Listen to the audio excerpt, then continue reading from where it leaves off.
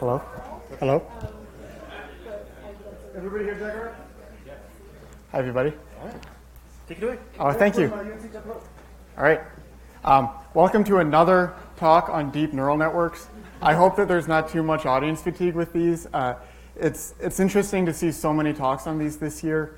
And to my surprise, the talk last night was incredibly similar to my project, using deep neural networks to replace Centroid mode.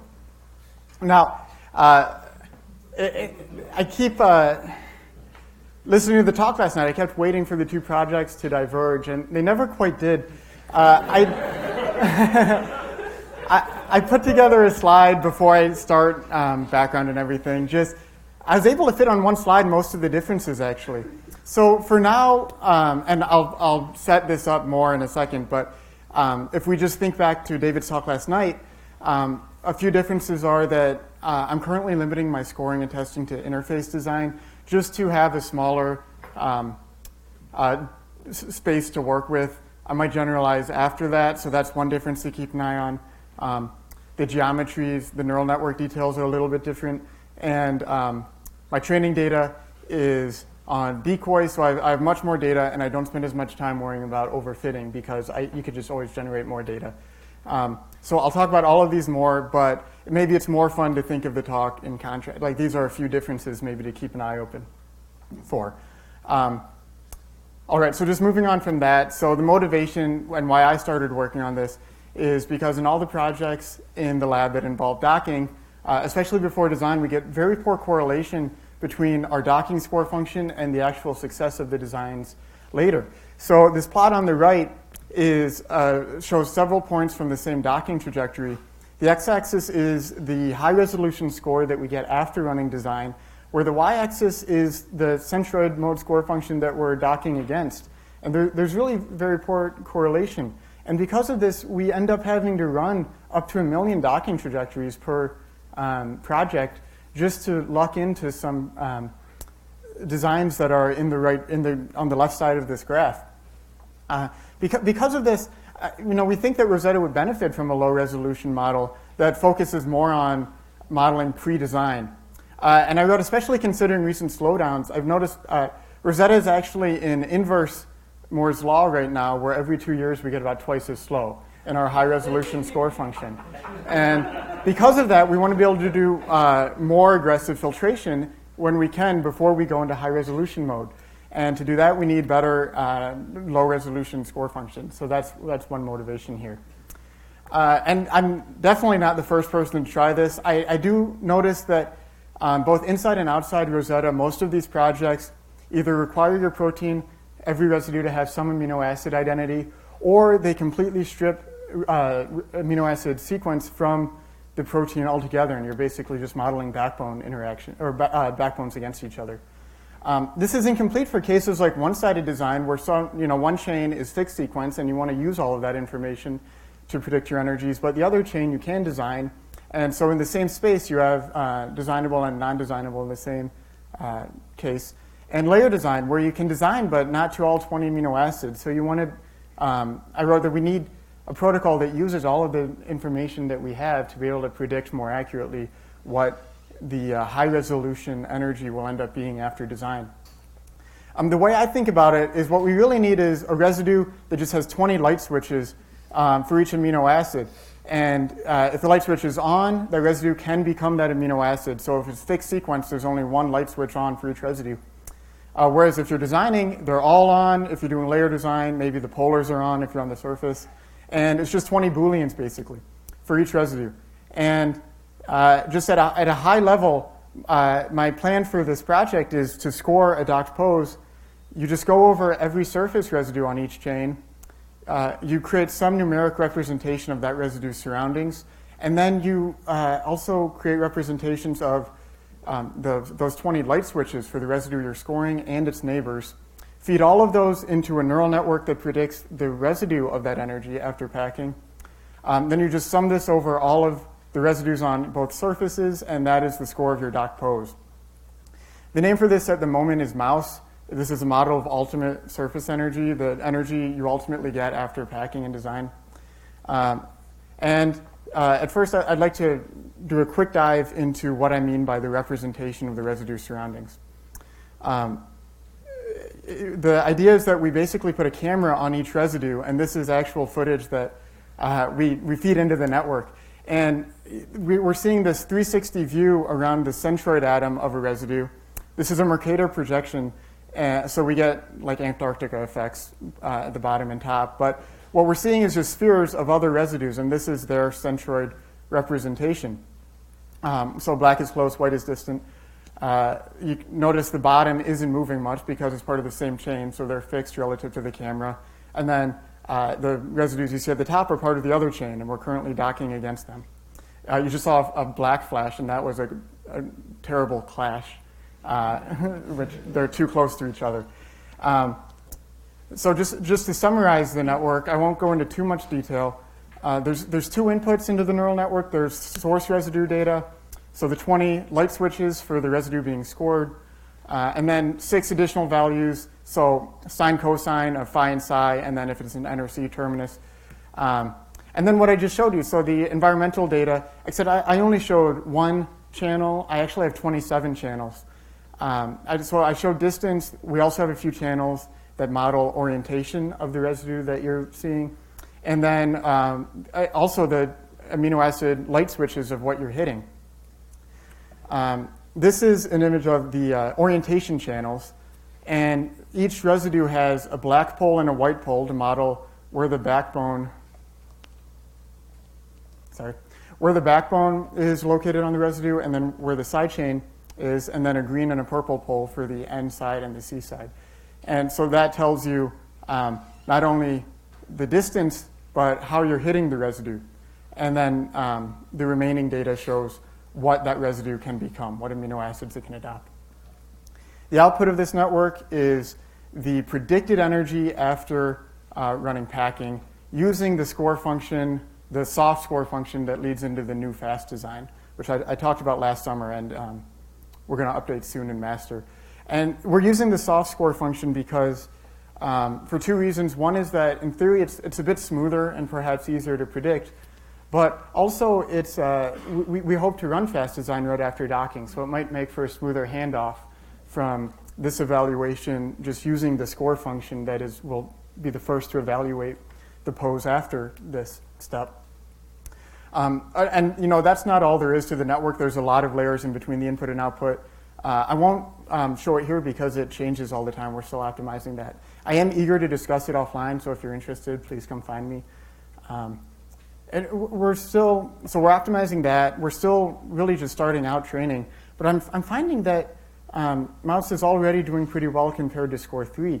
We haven't even gone through the training set a single cycle yet, and it's doing pretty well. What I'm plotting here is what I showed before. So each plot has a bunch of points from a single docking trajectory. The x-axis is those plots, those poses after design, and the y-axis is either their mouse score, or the control I'm using is polyvaline. I don't know how fair that is, but from my experience working with other people, when you want to model a designable residue in centroid mode, people seem to use valine. It seems like perhaps because it's a middle-of-the-road residue. So that's my control here, and this is what the people I work with seem to use. And both of them do fine when you look at the entire trajectory. We've been using Score 3 for a long time, and it's been doing okay for us. But if you focus in on the business end of this, where all the best poses are, you can see that Mouse has slightly better correlation so far, and we're hoping it will continue to get better. But at least there's some positive slope there, which Score 3 doesn't have as much.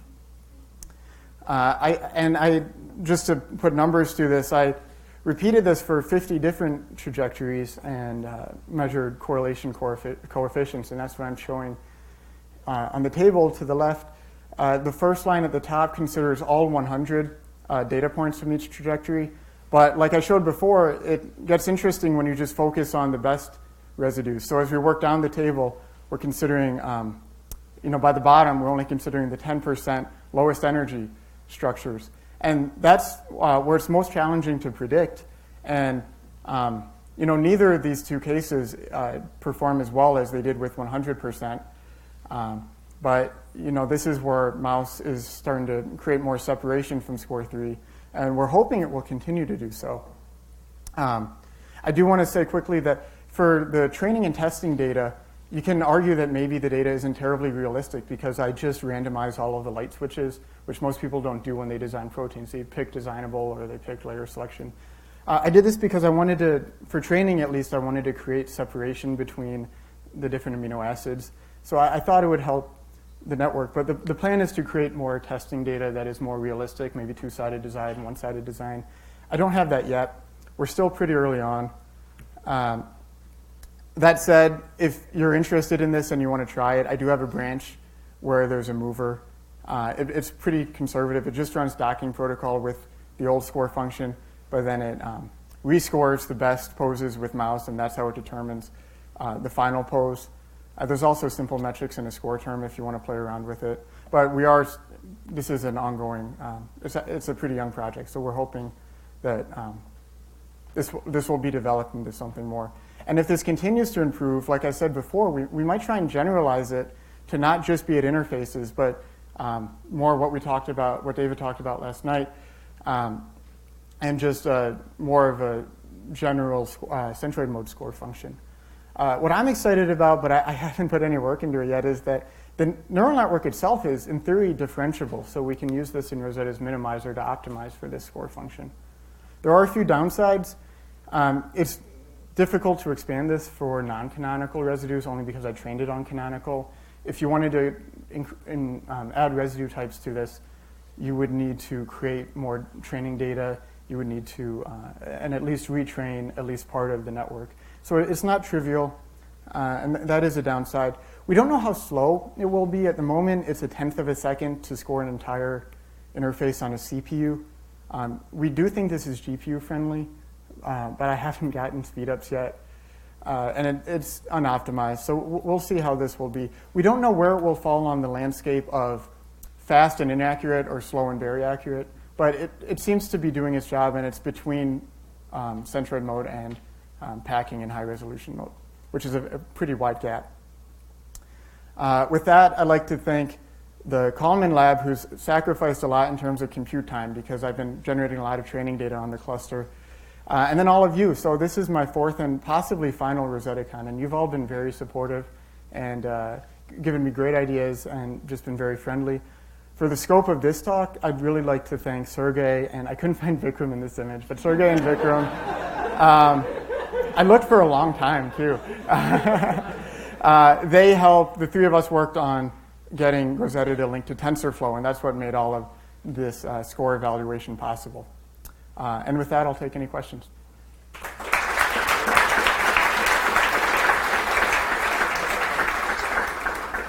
Questions? Vikram. This is kind of a comment for everyone else. So Jack, you and I have both been making calls to TensorFlow from inside Rosetta. Yeah. And we want to talk to other people who want to use either TensorFlow or Torch or any other machine learning package with Rosetta, because we need to think about what sort of infrastructure we need to support those projects. So talk to us, please. Yeah. Can you talk a little bit more about how big the environment is? But I assume there's some cutoff, right? How far you look. I don't cast rays any farther than 10 angstroms. 10 angstroms? 10 angstroms, yep. And so it's just that's here, basically. Everything is okay. Yeah, so that movie that we saw before, all of those residues are within 10 angstroms. If it's any farther than that, it just fades to white. And yeah. Yeah, I thought that was a great talk. I don't think there's as much overlap as you think. But I'm wondering, can you just try to leave off the sequence, not include the sequence as a feature when you're doing your training, so then you don't have to worry about the labels, and those can just come out after the design process. It would simplify things, but it would make the tool less valuable, right? Because like when you do interface design, you don't know what the amino acid sequence should be at the interface anyway. But you do on the other. So the question was, can I just ignore sequence information? Because at interface design, you don't know the amino acids. But what I'm trying to do is, for cases like one-sided design, you do know the other side of the interface, and you want to be able to use that information if it's available. And even though one side is designable and the other isn't, there really aren't any scoring systems we have where both can coexist. And that's why I think a lot of people just use polyveiling for designable.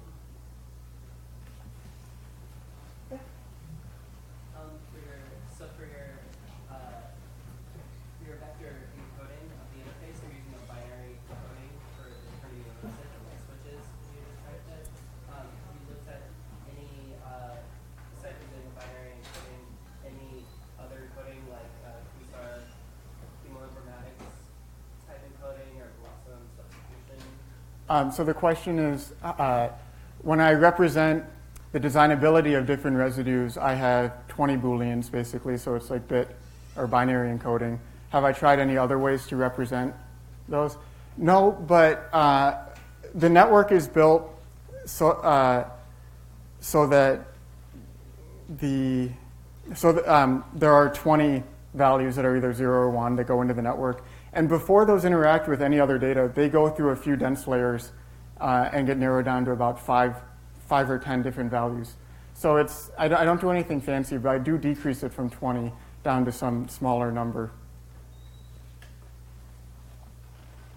All right, let's give Stephanie a hand.